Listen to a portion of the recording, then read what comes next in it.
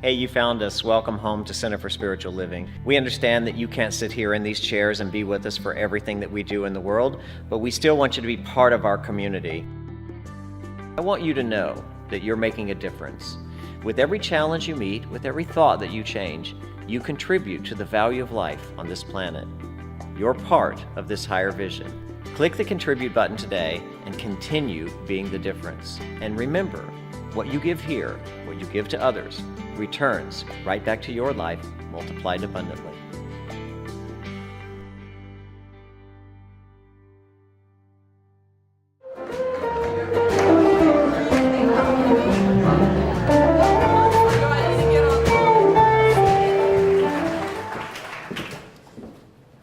Good morning. Good morning. Dang, there's some talent on this stage, right? I know, right? I didn't mean you, I meant like me.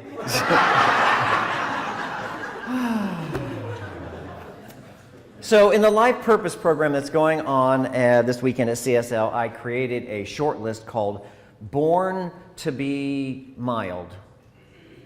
And it's for people who are remarkably dull and average. Or if it's your goal to be so, then check this out, Born to be Mild. There are 3 things that you can do to live safely inside your comfort zone. To be the go-along person. You know, the one who goes along, the one who goes through life as Mr. Cellophane, completely unnoticed and mild-mannered. Okay, so here's a short list, just in case you want to be one of them. Think about writing a book. You've thought about writing a book. Think about traveling to some exotic other place, some other country in the world, or maybe even starting your own business. Think about it, but don't do it. Do not do it. Dream your dreams, but let them really just be fantasies, that you never really fulfill.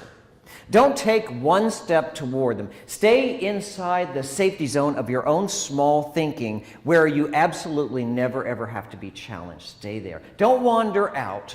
Because at the perimeter of your comfort zone, do you realize this, is a wall named fear. And that is a barrier created to keep the mild inside and prevent them from dreaming too big. So if you want to be incredibly dull and boring and average, do that one thing, and then do this. Get the highest mortgage that you can qualify for. The highest one. And sit at a desk for 40 hours a week for 30 years and pay it off. Yeah.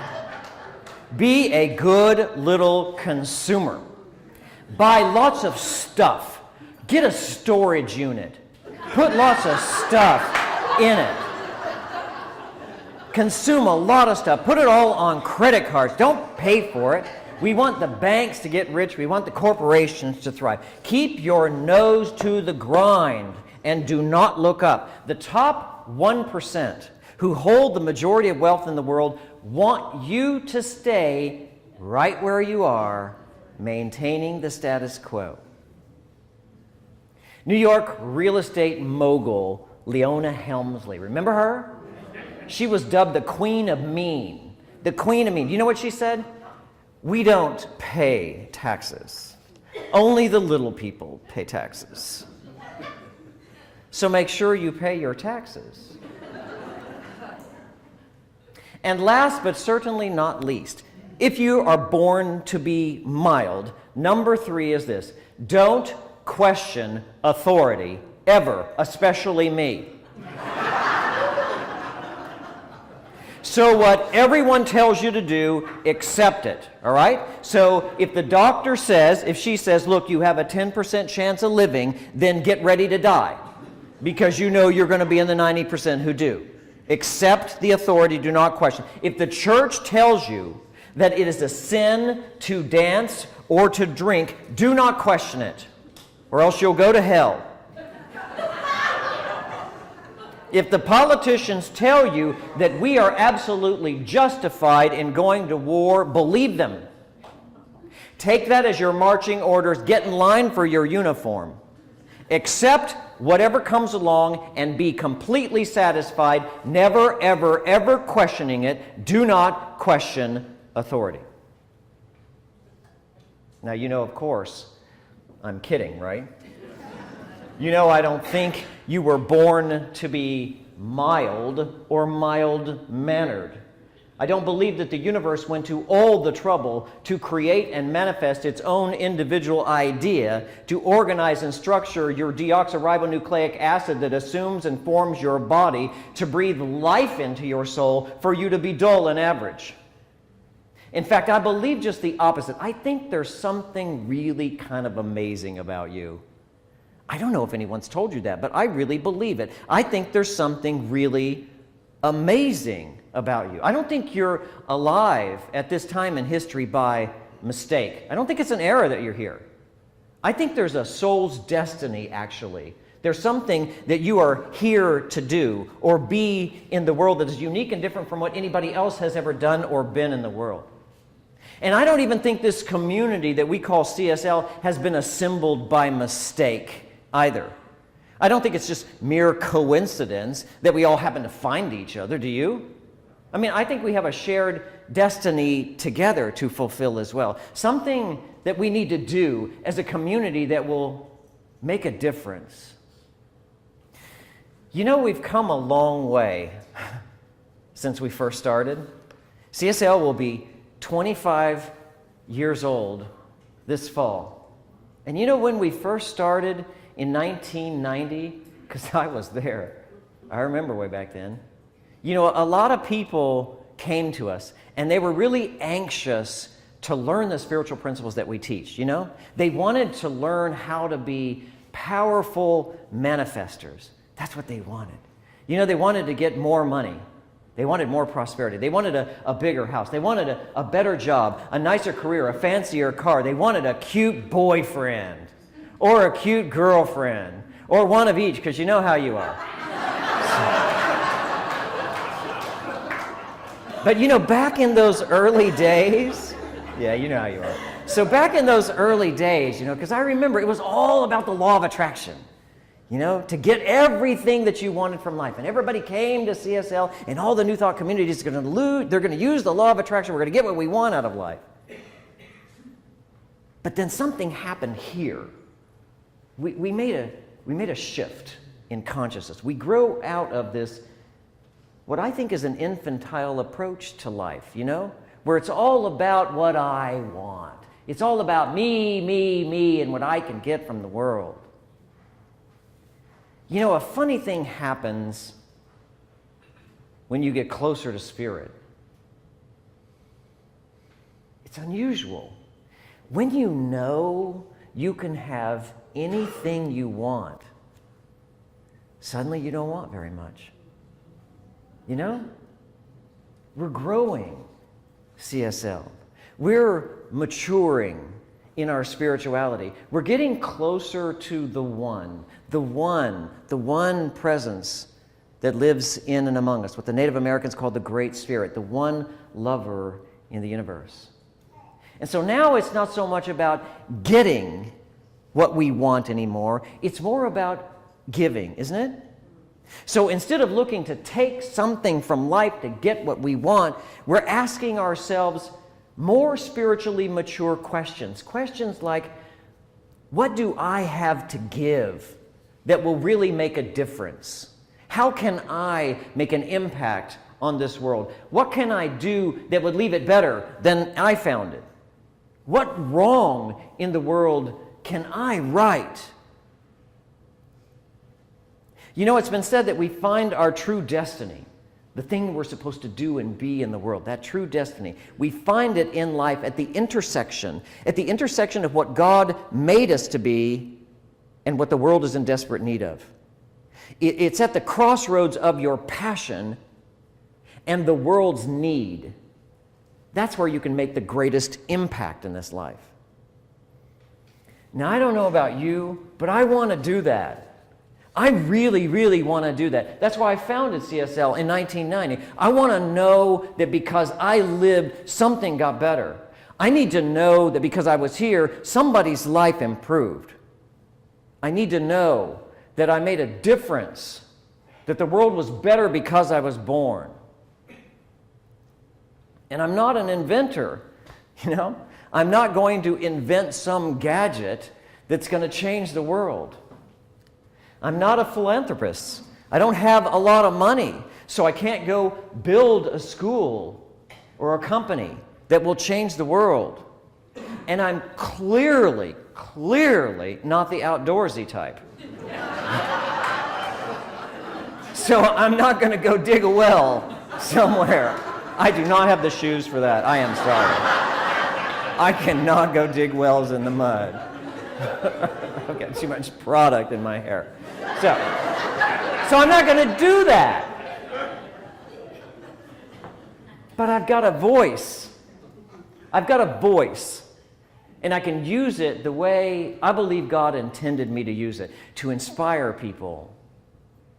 And I've got passion. And I can use it to fuel our dreams of a world that works for everybody, not just 1%. And I've got you, babe. And when you add us all up together, I think we're pretty powerful. Together, I think we're pretty powerful. But I have to tell you, honestly, I'm getting kind of tired. I'm getting kind of tired. And I'm growing weary of the world's nonsense. I don't know, maybe it's an age thing. Maybe I'm just becoming more intolerant of the things that aren't working in the world. I'm tired of religions that preach hate instead of love, telling me that I can't love the people that I love who are different, saying that God is offended by them. I'm offended by that doctrine. I'm tired of corporations that poison our food to maximize their own profit and make people sick, and then provide drug companies that have for no cures whatsoever. And I'm tired. I'm tired of schools that feed our kids junk food and tell them they have ADD because they can't sit still. They can't sit still because their systems are overloaded with sugar and the curriculum is outdated.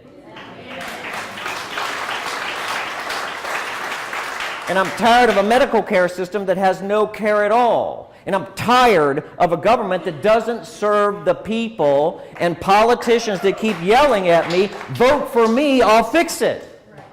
It doesn't matter who you put in a broken down old car, it ain't going anywhere, it's broke.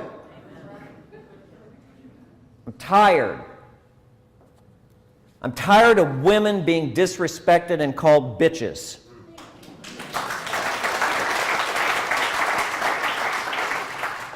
Women are your mothers.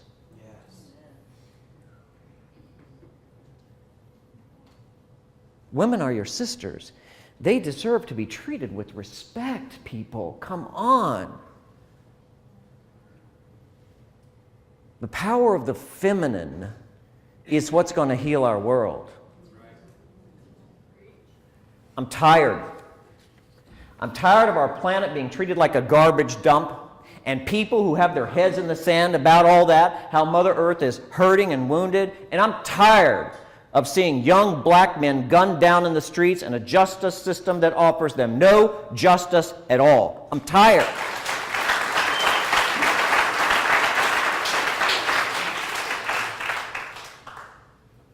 And most of all, I'm tired of people thinking there's nothing we can do about this. That we just have to sit back like some ridiculous, helpless little victim and watch it all happen and do nothing about it. These are not political issues. These are moral issues. These are social issues of our day.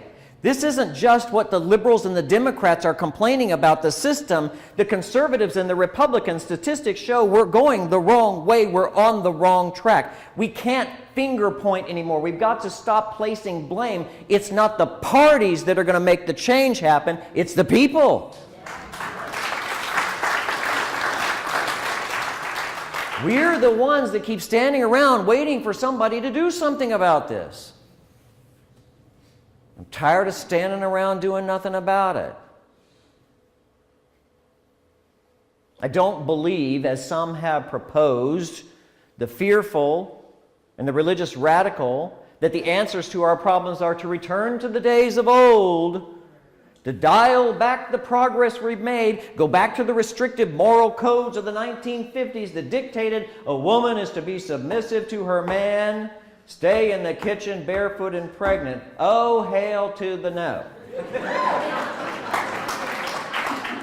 We don't need to be more submissive. We need to be more active.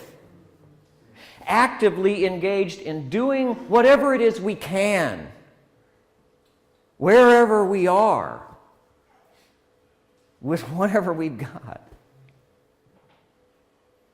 I love what Jimmy Carter said.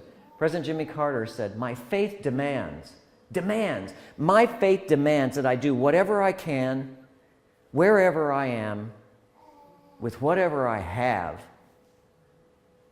to try to make a difference. My faith demands. Look, I'm not proposing that we all go rioting in the streets. This isn't a call to arms. This is a call to action. That's what it is.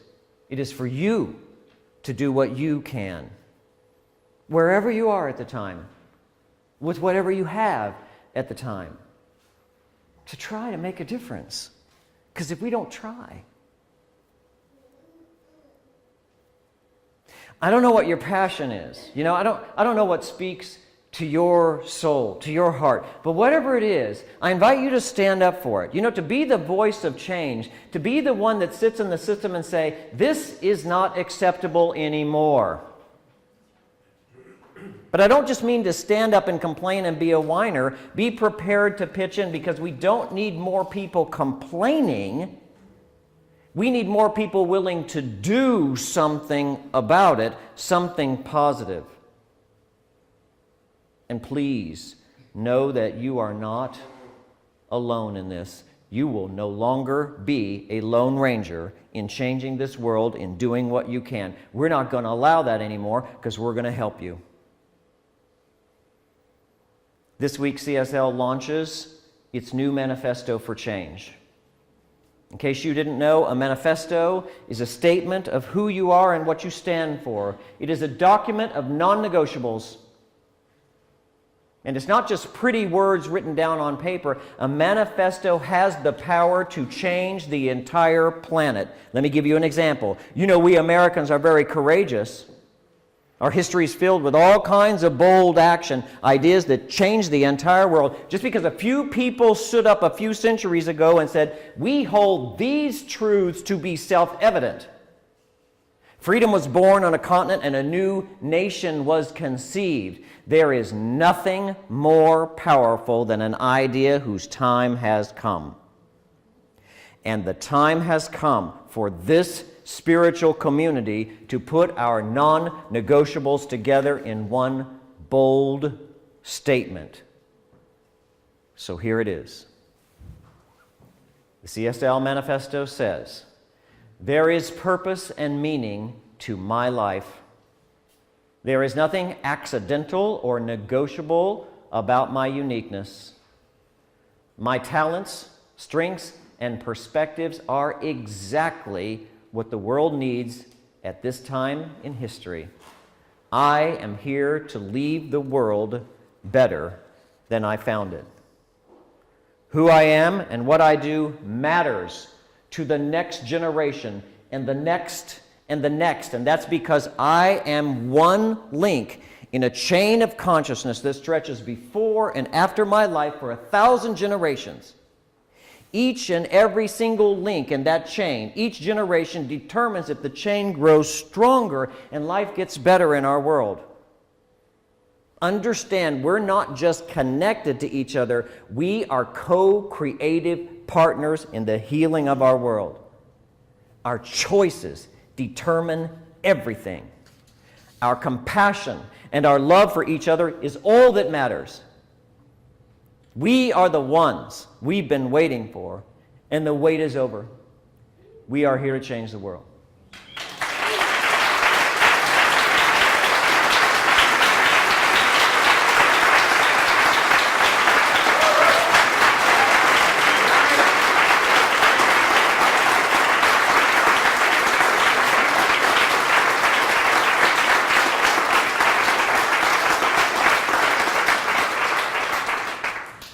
I'm glad you like it. Because we are so committed to this being our new identity that it is now posted in a backlit sign in the entryway. You can get copies of it in the lobby today to take with you. We have it on posters and on magnets in the bookstore. We want you to put it everywhere. We want you to tell everybody you know CSL is taking a stand for a better world.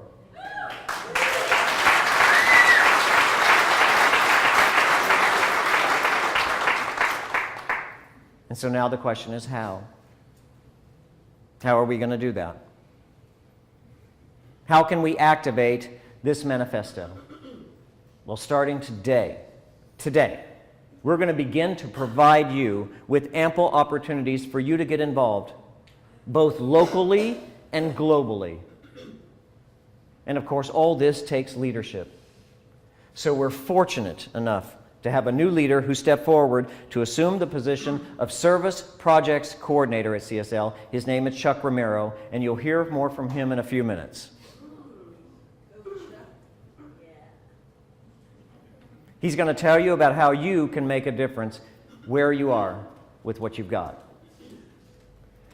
Too many of us have felt helpless for too long. We sit at home shaking our heads, reading the news, watching the news. We hear ourselves complain until we're sick of hearing ourselves complain about the injustices of the world. But we just sit there wondering, what can I do about it? I'm only one person. Well, we're about to change all of that.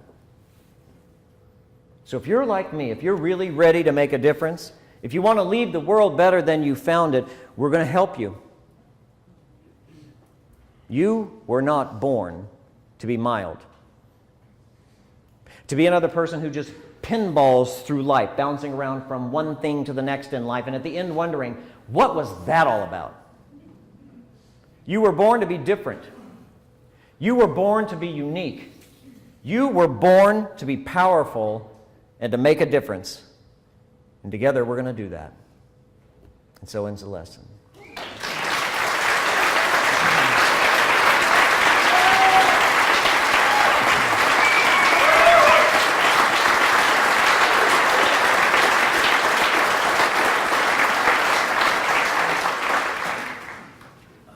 It's nice to know we're all on the same page.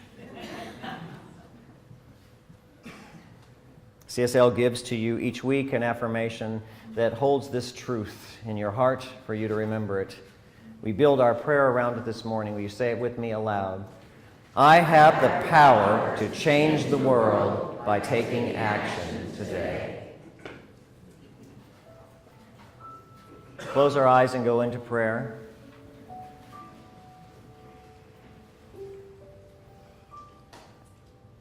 We close our eyes when we kiss somebody we love. We close our eyes to envision and dream. And we close our eyes to pray.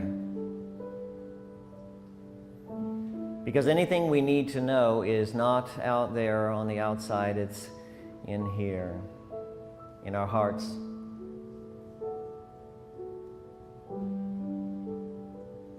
Let's remember that we are in a room that is filled with power. That we are surrounded by, embraced, and deeply loved by the one presence in the universe, the Spirit of God. Let's remember that it has invested deeply in our lives and it is committed to our success. The universe's only desire is for the highest possible good to unfold for all of its creation. We've been put here together to be strengthened by one another, to hold hands, and to move into a better world. All we have to do this is ourselves. And all we need to do is smile.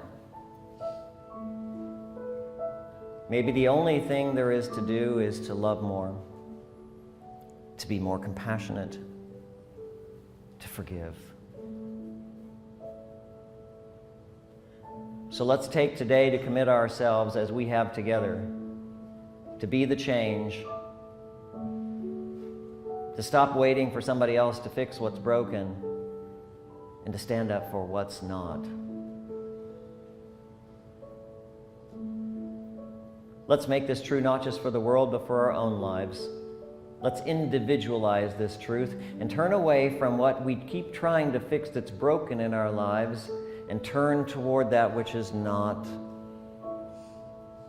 The Spirit, the power, the essence of a perfect life that lives inside of us. It will overcome and override all challenge, all error. In its presence, we are loved, we are blessed, and we are grateful. And so it is.